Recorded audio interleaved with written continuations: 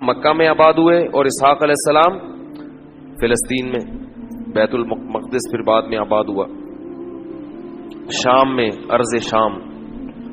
تو آگے پھر اسحاق علیہ السلام کی اولاد میں پیغمبر پیدا ہوئے ہیں، اسماعیل علیہ السلام، کیا ہو گیا مجھے یار، یعقوب علیہ السلام جن کا نام تھا اسرائیل لقب.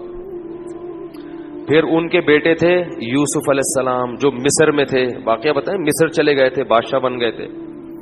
پھر آگے مصر میں ہوتے ہوتے ہوتے ہوتے بنی اسرائیل پر فرعون غالب آ گیا. مصر کے بادشاہ کو فرعون کہا جاتا تھا، جو بھی ہوتا تھا بادشاہ، اس لیے بہت سارے فرعون گزرے ہیں. لیکن قرآن نے جس کا واقعہ بیان کیا یہ وہ فرعون تھا جو بنی اسرائیل کو جس نے غلام بنا لیا تھا اور بہت طاقتور بادشاہ تھا. یہ چونکہ یہ واقعہ جب تک پیغمبروں کا پورا سلسلہ معلوم نہیں ہوگا نا تو بات سمجھ میں نہیں آئے گی. تو بنی اسرائیل کو پھر فرعون سے نجات ملی، صحیح ہے.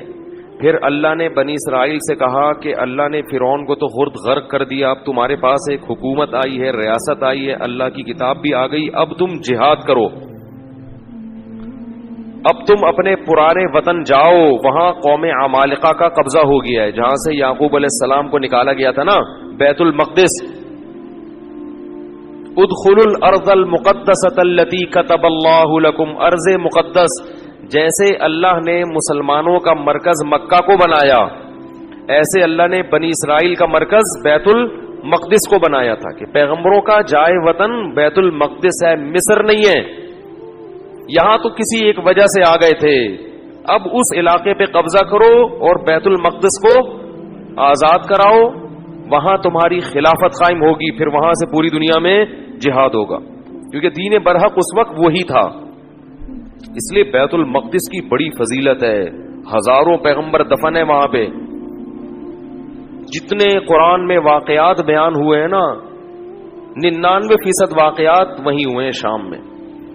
حضرت مریم کا بچے کی ولادت، عیسیٰ علیہ السلام کی تقریر، پھر موسیٰ علیہ السلام، زکریا علیہ السلام کا محراب میں کھڑے ہو کر اللہ سے اولاد کی دعائیں مانگنا، یہ سارے ادھر ہی ہوئے واقعات.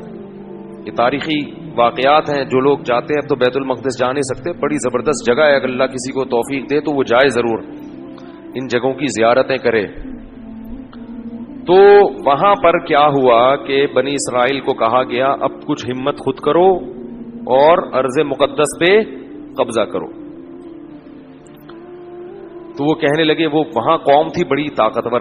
تو بنی اسرائیل نے کہا کہ بہت طاقتور لوگ ہیں، پہلے اپنے کسی بندے کو بھیجا، جا کے دیکھ کر آؤ، اگر کمزور سے ہے نا کانگڑی پہلوان تو پھر تو جا کے لڑیں گے، اگر پاورفل ہیں تو ہم نہیں لڑ رہے بھائی. حالانکہ پیغمبر جب جہاد کا حکم دے دیں تو پھر وہ جہاد فرض ہو جاتا ہے. تو مشہور واقعہ ہے، بنی اسرائیل نے کہا اذهب انت وربك فقاتلا انا هاهنا قاعدون، اے موسیٰ تو جا اور تیرا رب جا، دونوں جا کے لڑو، ہم یہیں بیٹھ کے پروگرام دیکھ رہے ہیں. قال الرجلان من الذين يخافون، اللہ فرماتے ہیں ان میں دو فرد جو اللہ سے ڈرتے تھے، انعم اللہ علیہما، اور اللہ نے ان پر انعام بھی کیا تھا. وہ کہنے لگے کہ چلے جاؤ، فَإِذَا دَخَلْتُمُوهُ فَإِنَّكُمْ غَالِبُونَ، جب موسیٰ کلیم اللہ کہہ رہے ہیں تو اللہ یقیناً مدد کرے گا، جاؤ ہمت کرو، اللہ غلبہ دے گا. ہمارے حضرت فرمایا کرتے تھے کتنے مبارک ہوں گے یہ دو فرد جن کا اللہ نے قرآن میں تذکرہ کیا، اور اللہ گواہی دے رہا ہے کہ یہ دو انعام یافتہ لوگ تھے. کہہ رہے ہیں کہ بھئی پیغمبر کی مانو، اپنی عقل مت چلاؤ. وہ لیکن کہنے لگے نہیں بھائی ہمارے لیے بڑا مسئلہ ہے یار.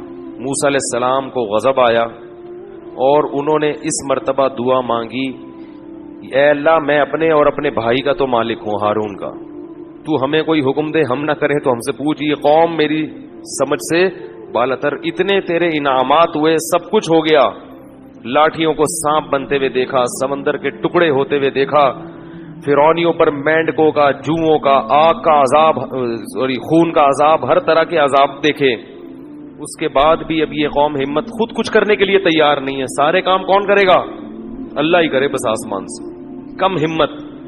تو ففرق بینی و بین القوم الفاسقین، میرے اور اس فاسق قوم کے درمیان اب جدائی ڈال دے، میں نہیں رہ سکتا ان کے ساتھ. بہرحال کچھ عرصہ موسیٰ علیہ الصلوۃ والسلام رہے وادی تیہ میں اس قوم کے ساتھ. اللہ نے کہا کہ اب یہ 40 سال تک یہ علاقہ فتح نہیں ہوگا, 40 سال تک نا یہ میدان میں گھومتے رہیں گے بس. تو وہیں موسیٰ علیہ السلام کا پھر انتقال ہو گیا اور آپ دنیا سے چلے گئے. پھر موسیٰ علیہ السلام کے بعد پھر دوسرے پیغمبر آئے اور ان پیغمبر نے بنی اسرائیل کو پھر حکم دیا. بنی اسرائیل خود کہنے لگے کہ ہمیں آپ جہاد کا حکم کیوں نہیں دیتے ہیں بھائی, ہم بھی کچھ علاقہ فتح کریں ٹھیک ہے. اور ہمیں ہمارے گھروں سے نکالا گیا اور ظلم کیا گیا. الم تر الی الملأ من بنی اسرائیل من بعد موسیٰ, اللہ فرماتے ہیں موسیٰ کے بعد بنی اسرائیل کی ایک جماعت تھی, کیا تم نے ان کو دیکھا؟ تو اس وقت کے نبی نے ان سے کہا کہ تم سے امید یہ ہے کہ جب تم پر جہاد فرض ہوگا تو تم لڑو گے نہیں, خالی پیلی کی باتیں پھینک رہے ہو. بہت سے لوگ باتوں میں بڑے فنٹر ہوتے ہیں نا, جب کام آئے تو اس لیے اللہ سے عافیت ہی مانگنی چاہیے بھائی. تو انہوں نے کہا نہیں ہم لڑیں گے. تو پھر جب ان پر جہاد فرض ہو گیا, نبی نے اللہ نے ایک انہی میں سے کسی ایک کو کمانڈر بنایا جس کا نام تھا طالوت. طالوت کو کمانڈر بنایا تو وہ کہنے لگے کہ اب چونکہ لڑنا نہیں تھا نا, بہانے تراشنے لگے, تو کہنے لگے یہ والا کمانڈر ہمیں قبول نہیں ہے, جہاد کے لیے تو ہم تیار ہیں مگر یہ والا کمانڈر نہیں چلے گا کیونکہ یہ غریب ہے. دولت مند آدمی کو ہمیشہ غریب آدمی کی اتباع سے آر محسوس ہوتی ہے. طالوت جو تھے نا وہ غریب تھے اور ان کو پیغمبر نے کیا بنا دیا؟ کمانڈر, اور کہا کہ یہ میں نے اللہ کے حکم سے بنایا ہے لہذا مانو. کہنے لگے انا یکون لہ الملک علینا, یہ کہاں سے امیر ہو گیا بھائی؟ نحن احق بالملک منہ, ہم زیادہ حقدار ہیں, ہم میں سے کسی کو بناؤ, ہم میں جو ہے نا بڑے بڑے قوم کے سردار. تو نبی نے کہا کہ نہیں, یہ سلیکشن اللہ کی طرف سے ہے. اور ان کے برحق ہونے کی ایک علامت یہ بھی ہے کہ حضرت موسیٰ اور ہارون علیہ السلام کی کچھ یادگاریں, کچھ تبرکات, جو ان کی کچھ اشیاء تھیں. بنی اسرائیل کیا کرتے تھے کہ جب بھی کہیں جہاد میں جاتے تھے تو حضرت موسیٰ علیہ السلام کی لاٹھی اور اس طرح کی کچھ چیزیں جو ان کے پاس رہ گئی تھی نا وہ لے کے جاتے تھے تو اللہ ان کو فتح عطا فرماتا تھا. اس کی برکت تھی کیونکہ وہ ظاہر ہے متبرک لاٹھی تھی نا حضرت موسیٰ علیہ السلام, اور اس سے سانپ تو نہیں بنتا تھا, لیکن ہارون علیہ السلام اور موسیٰ علیہ الصلوۃ والسلام کی اس طرح کی چیزوں کو تبرک کے طور پر وہ استعمال کرتے تھے اور اللہ کی مدد شامل حال ہو جاتی تھی. تو بنی اسرائیل کو طالوت نے پھر انہوں نے جو ہے نا وہ تابوت آیا جس میں وہ تھے, تو فرشتے اس کو لے کر آئے, تو ان کو اطمینان ہو گیا کہ اب اللہ کی مدد یقیناً ہوگی, میدان جنگ میں اس کو لے کے جاؤ ساتھ. قرآن میں آتا ہے کہ جب حضرت طالوت علیہ السلام لشکر لے کے نکلے تو انہوں نے اپنی قوم سے کہا کہ دیکھو لڑائی کیونکہ بہت سخت ہے, دشمن بہت طاقتور ہے اور ہم ہیں کمزور, تو اللہ تمہیں پہلے آزمائے گا, یعنی اللہ کی مدد کے لیے جنگ میں فتح نہیں ہو سکتی. تو اسباب میں تو ہم کمزور ہیں, اللہ تمہیں امتحان کرے گا کہ تم میں تقوی ہے یا نہیں ہے.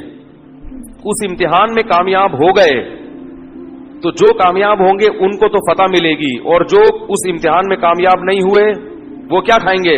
شکست کھا کے بھاگ جائیں گے, وہ لڑنے کی طاقت نہیں رہے گی. اور وہ امتحان یہ ہے کہ تمہیں پیاس لگے گی مگر نہر میں سے کسی نے پانی بولو بھائی نہیں پینا, پیاس لگے گی, یہ پیاس بعد میں ختم ہو جائے گی, مگر اس وقت اللہ نے امتحان لیا ہے کہ ایک آدھ چلو پینے کی اجازت ہے, پیٹ بھر کے پانی پینے کی اجازت نہیں ہے. اس میں کامیاب ہو گئے تو لڑنے کی طاقت بھی اللہ دے دے گا تمہیں. قرآن کہتا ہے جب وہ نہر پار کی ہے نا فشربوا منہ الا قلیلا منہ, تھوڑے سے لوگ تھے جنہوں نے پانی نہیں پیا, پوری قوم نے پی لیا. اتنی اللہ نے نشانیاں دکھائیں, سب کچھ کیا, مگر پھر بھی کیا کر رہے ہیں؟ پیٹ بھر بھر کے کہہ رہے ہیں دیکھا جائے گا یار, دیکھا جائے گا یار. اس کا نقصان کیا ہوا, اس گناہ کی نحوست کیا ہوئی کہ جب سامنے طاقتور لشکر دیکھا اور اس کا کمانڈر تھا جالوت, جو بڑا پہلوان جالوت تھا جیم کے ساتھ, بہت طاقتور بہت پہلوان, اس کو دیکھا اڑے بھائی اس کا قد دیکھو, اس کی باڈی دیکھو, ہے بھائی لگ رہا ہے کسی جم سے آ رہی ہے. اور یہ لوگ دیکھو اتنا بڑا لشکر. تو جنہوں نے پانی پیا تھا نا وہ کہنے لگے لا طاقت لنا اليوم بجالوت وجنودی, آج ہمارے پاس طاقت نہیں ہے جالوت اور اس کے لشکر سے لڑنے